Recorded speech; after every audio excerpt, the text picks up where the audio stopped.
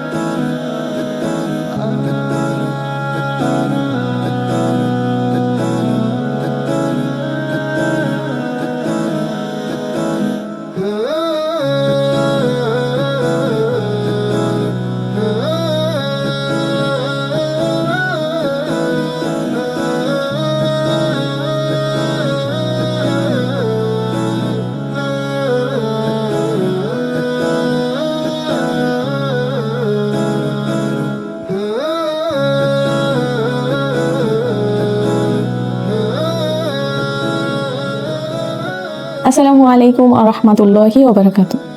আমি আল ওয়াফা ইসলামিক ইনস্টিটিউটের প্রতিষ্ঠাতা চেয়ারম্যান, বগুড়ার প্রাণকেন্দ্রের স্বপ্নের শিক্ষা প্রতিষ্ঠান Al Wafa Islamic institute English version school and হিফজ মাদ্রাসা। এখানে আমার প্রধান কাজ হলো সমস্ত মহিলা অভিভাবকদের সাথে কমিউনিকেট করা, আর আমাদের সমস্ত পুরুষ অভিভাবকদের সাথে কমিউনিকেট করার জন্য আলাদা পরিচালক আছে। আমাদের স্কুল শাখায় মূলত প্রথম শ্রেণী থেকে পঞ্চম শ্রেণী পর্যন্ত এবং মাদ্রাসা শাখায় নুরানি, নাজেরা, হিফজ এই তিনটা বিভাগ রয়েছে। আমরা এটা মূলত কম্বাইন্ড এডুকেশনাল সিস্টেমে তৈরি করেছি। মাদ্রাসার ওস্তাদগণ যত্ন সহকারে শিক্ষার্থীদের শিক্ষা দিয়ে থাকেন আলহামদুলিল্লাহ। তাদেরকে আন্তর্জাতিক মানের হাফেজ গড়াই তাদের মূল লক্ষ্য।